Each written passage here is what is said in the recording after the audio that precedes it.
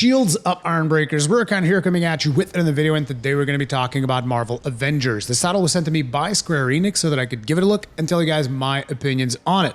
And I know that I already did 2 opinion videos on this particular game, and some of you might be wondering what's the reason for number 3. And the reasoning is I finished the final objective of the Avengers Initiative campaign.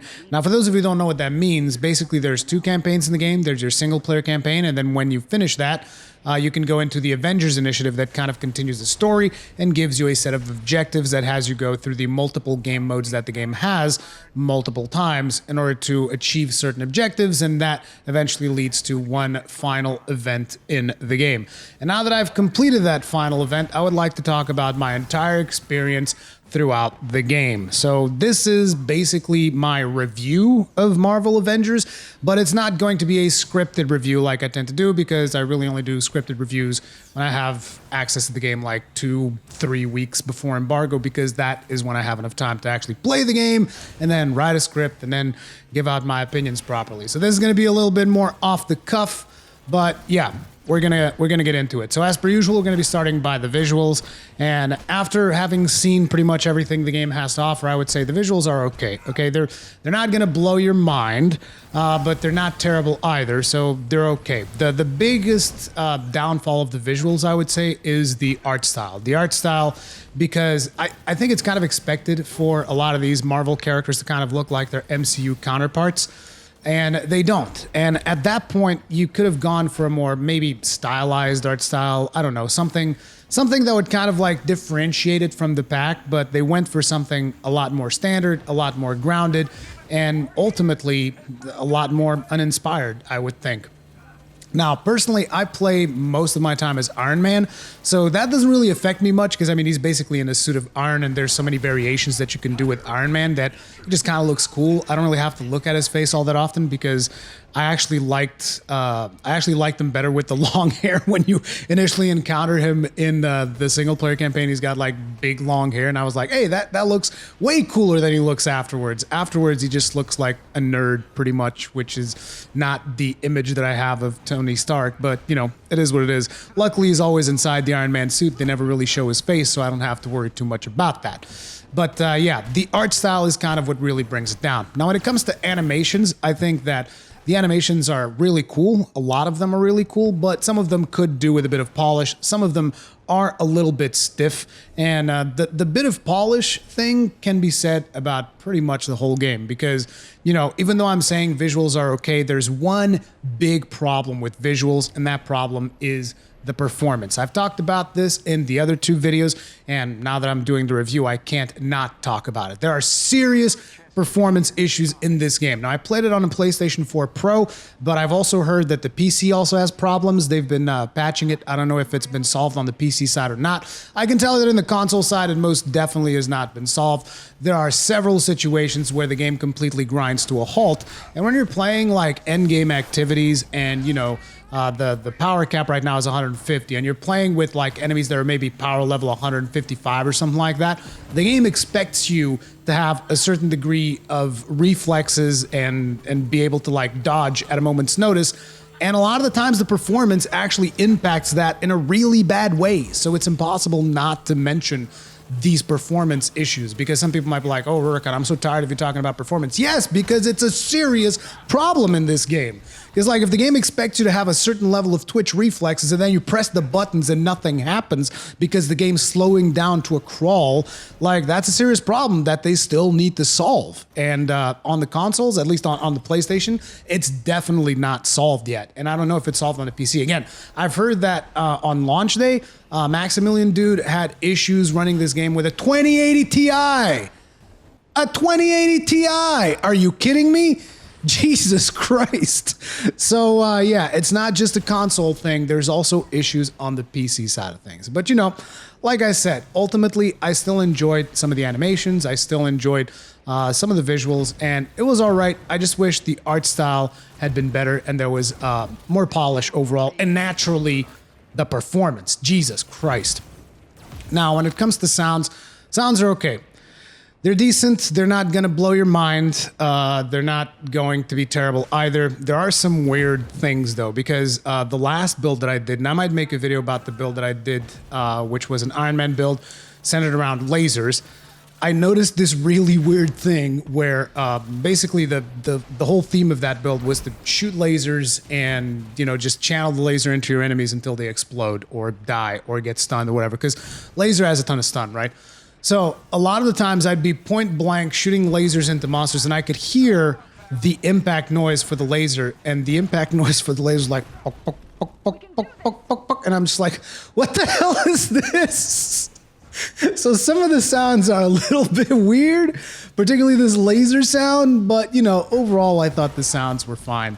So now let's briefly touch up on story, and it is important for me to mention that I'm not like a Marvel buff. I didn't read a whole lot of comics when I was younger. There's a multitude of reasons for that. I did read some, but you know, I'm not your typical, oh man, I love Marvel, I friggin' adore everything about this.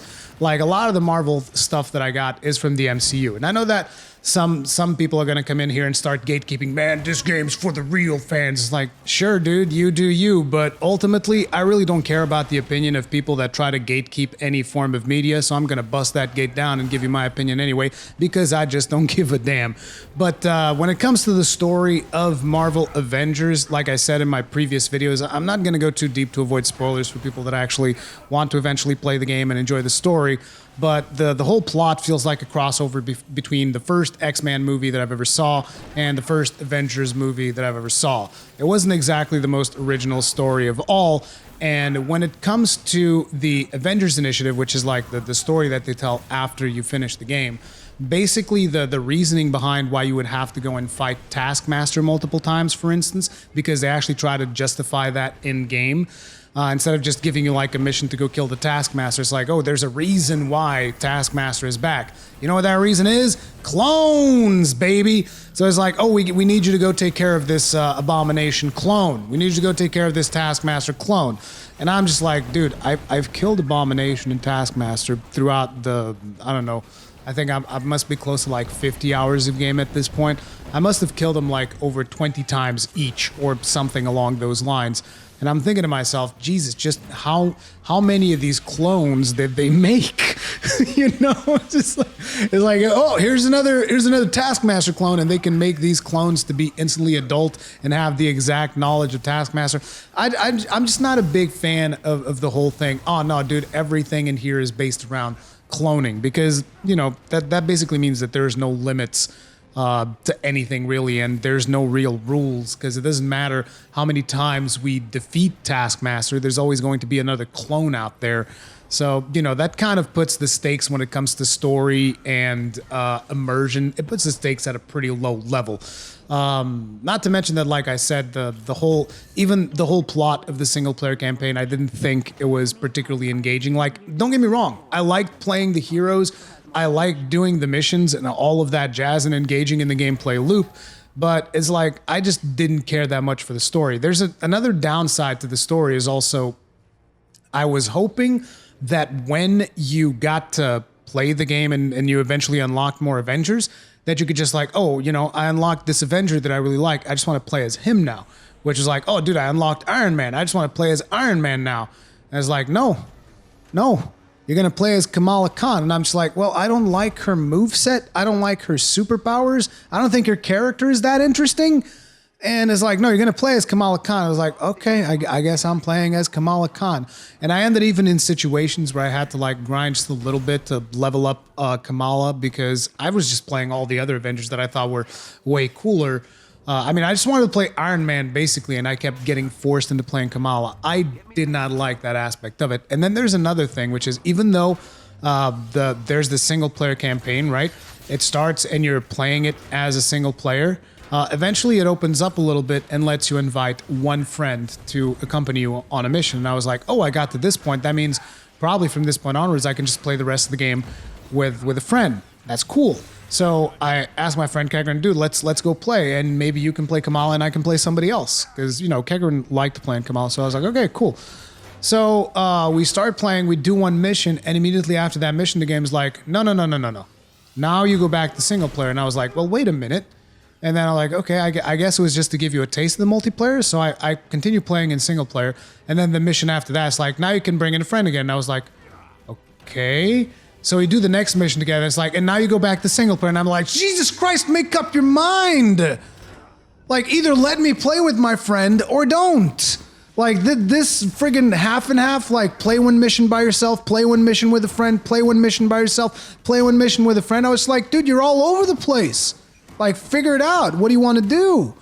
So that was a little bit frustrating, but ultimately, like I said, it was one of those things that just, okay, I'll deal with it, and then eventually when we get to the multiplayer phase, then we'll just play together and we'll figure stuff out. So I finished the story, and after I finished the story, jump into the Avengers initiative, and now we're going to be focusing much more on game structure, because I already talked a lot about gameplay.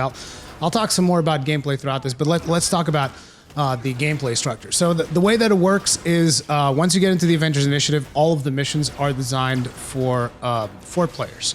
4 players or 4 characters, because basically if you try to do them solo, the game is going to give you 3 other Avengers that will go in with you. And you actually can choose this. You can choose which Avengers you want to bring in with you, just in case there are specific abilities that you like. Like naturally, Kamala has a heal, which is really useful in a in a team setting. And then you might have certain abilities that you like from the Avengers, or maybe you want the Hulk because he can kind of like tank stuff for you because he's got a taunt.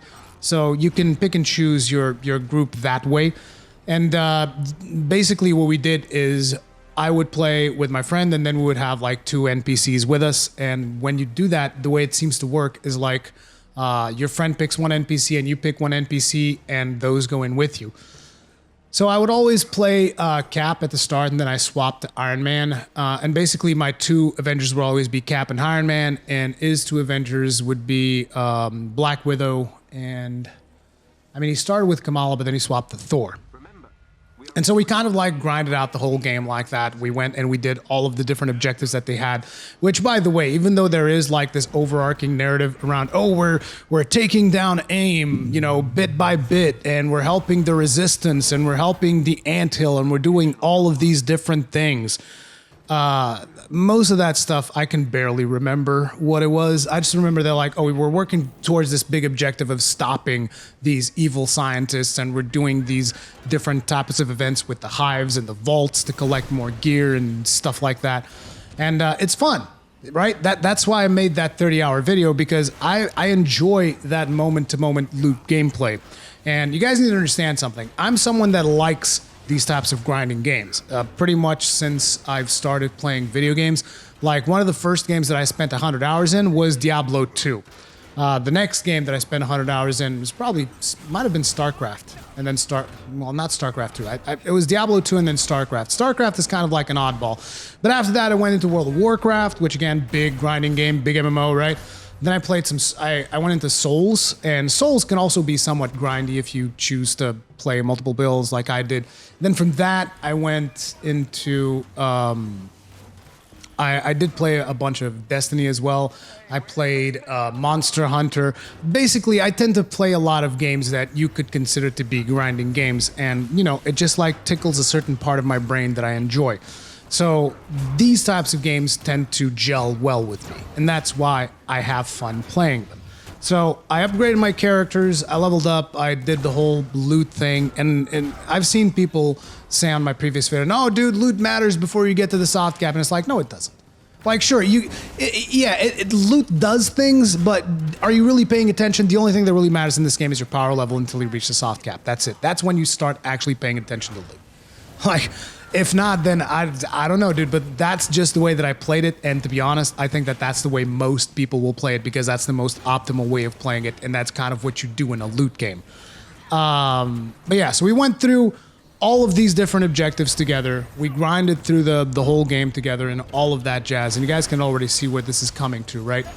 Because when we get to the final objective, the thing that we have been working towards, first, before you get there, there's one moment that pissed me off, which is they kind of force you to play all of the Avengers. And I'm just like, dude, I've just been playing Iron Man. I don't want to play the other Avengers. Okay? I'm good. Let me keep playing with Iron Man. The game's like, no. Now you stop, And you go do these objectives with Captain America, and I'm like, cool, I like playing Cap. And then like, you go do these objectives with Kamala Khan, and I'm like, no. You go do these objectives with the Hulk, you go do these objectives with the Black Widow, you go do, basically you had to play every single Avenger when you get close to the end. So if you're someone who's like grinding out your gear and like really powering up your character, when you get close to the final objectives, the game just like grinds to a halt and is like, stop. Now play the other Avengers. And I think that's probably in preparation for this thing that they're going to bring to the game, which is the Mega Hive, which is going to be something that is going to have you like tag teaming Avengers back and forth. Because it's gonna be like an aspect that's going to work like a roguelike, where you're going down this hive thing, and then when one of your Avengers falls, they swap in another Avenger. So they want you to kind of become proficient at playing all of the Avengers. But I'm not really interested now. When I play a game like this, I want to focus on like one class, or in this case, one Avenger, and I want to become as good as I can be with that Avenger, because I have limited time to play video games, and I don't want to, you know, play other things in that game that I don't find particularly appealing. So the game did that, and me and Kegrin kind of like optimized the best way and the fastest way of getting through all of these challenges, which basically meant going back to the simulation room, which you guys might know. It's the little white and bluish simulation room, which is kind of like a VR environment. As a matter of fact, pretty much for doing your weekly and daily objectives for the challenge card thing, which is like the battle pass that I talked about.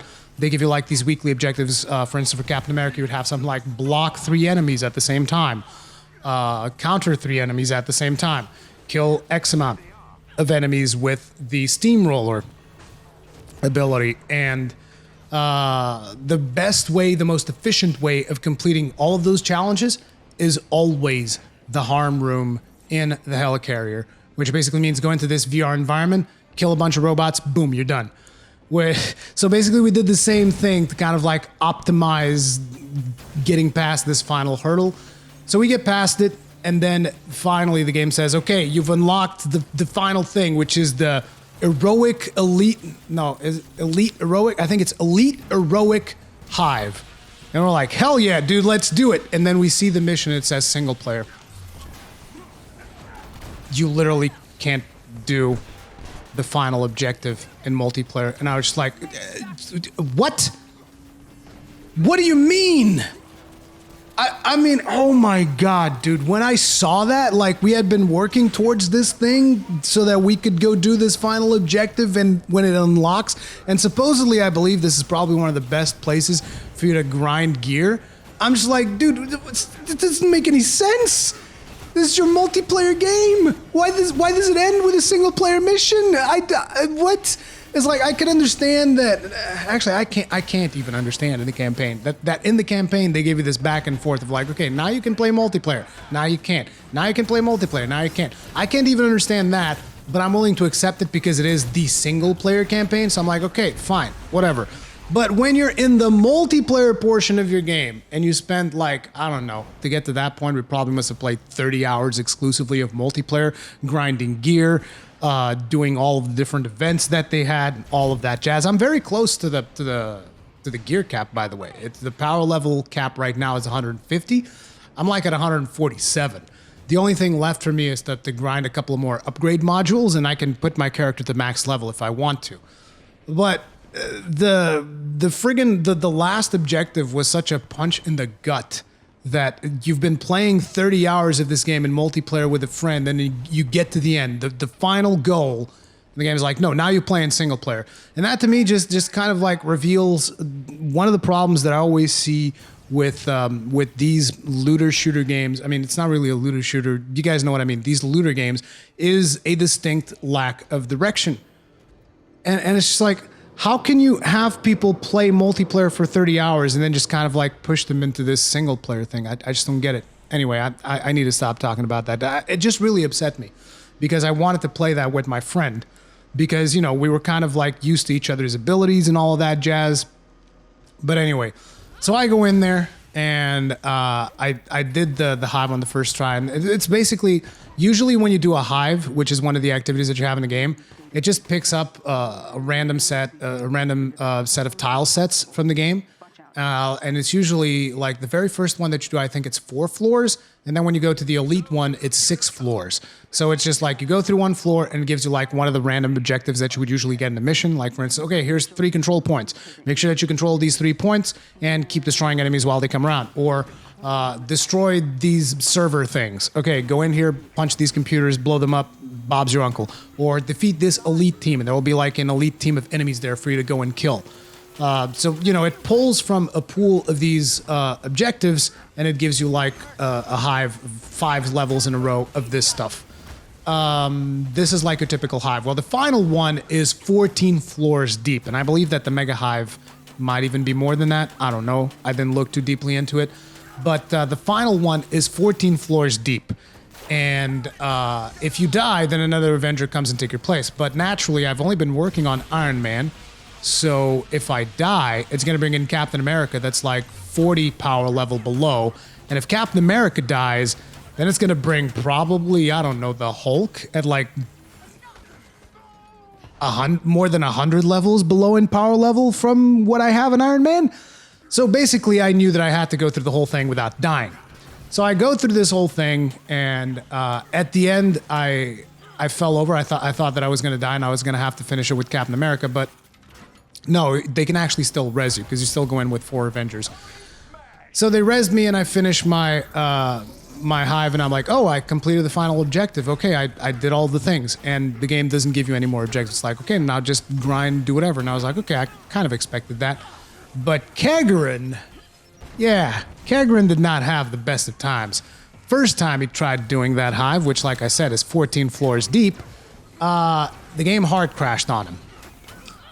So he was at floor 6 at the time, if I'm not mistaken. So imagine putting like, I don't know, 30 minutes into it or something into this final game mission, and then just like hard crashing out. And the game hard crashed out either was because of performance or, I don't know, because like I said, the game has some issues that they still need to solve. And then Kagran, the next day, went in there again. This time he was on floor 11. He was probably playing for, I don't know, 40, 50 minutes or so to get to floor 11, because it takes a while to go through this, particularly if you do it at a high difficulty so that you can get gear. So he's at floor 11, and one of the enemies is outside the playable area and prevents him from continuing down the hive, because the game does that sometimes. Now, as Iron Man, I can deal with that because I can summon the Hulkbuster and it just shoots out a bunch of rockets and explosions, AoE damage, and it destroys everything. Like, even if they're outside of the playable area, I can just like sometimes kind of glitch a couple of missiles through and, you know, make the AoE explosions blow up stuff enough that I'll still kill enemies that are outside the area. But he's playing Black Widow. He doesn't have like the missiles or any real way to deal with enemies that are basically outside the playable area. So he's stuck there on floor 11, and the game's like, yeah, you have to kill all the enemies. And there's one enemy outside the playable area. And so you see, this is what I'm talking about when they really, really needed to polish this game more than they did. Like, it is a legitimate problem that there's these performance issues, that there's enemies that can end up behind a wall somewhere and then kind of prevent you from progressing, because there's nothing you can do at that point. You have to restart the mission. And it's just like, well, I mean, do you really want to go through another 50 minutes and then potentially get another enemy stuck outside a wall? That's one of the things why I said in my previous videos, like, look, you guys need to hold off till they patch this game some more, till they do some more stuff to this game, because it's not there yet. It's just not there yet at this point. And again, I enjoyed the gameplay. But like, there are still a lot of problems. There's potential, but you know, at a certain point, I get tired as someone that does, like, you know, talks about video games and criticizes video games. I get really tired of games coming out, and the one thing that I can say about it, this game has potential. It's like, dude, there are so many games that have potential. Why can't they capitalize on that potential, though? Why must they release when they do? Why can't they, you know, leave them in the oven for a while longer? That's why, friends, a lot of people were like, oh man, Cyberpunk got delayed. And I'm like, good. Make sure that Cyberpunk is good when it comes out, you know? Make sure that games are good when they actually release. A lot of people are like, release Elden Ring now. And I'm like, no, release Elden Ring when it's ready. You know, release video games when they're ready. Like, there's plenty of games out there to play. It's like, Jesus Christ.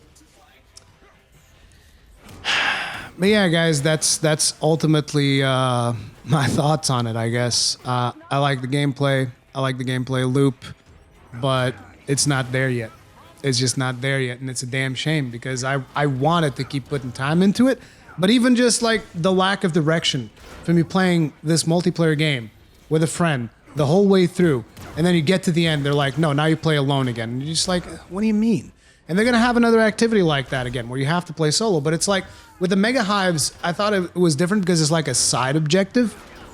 It's not like a part of the actual multiplayer campaign. So I was like, okay, whatever, it's an end-game activity. And they're still going to be bringing raids, which might be interesting. We'll see how that plays out. But yeah, at this point, I'm just going to wait, see what the next updates for the game are going to be, and check it out after they update a little bit more. But yeah, I was very disappointed with a lot of things. But you know, it is what it is. Thank you all very much for watching. If you enjoyed this video, hit the like button. If you did not enjoy this video, hit the dislike button. Feedback is important. I'll see you guys in the next one. Stay strong, stay safe. Peace out.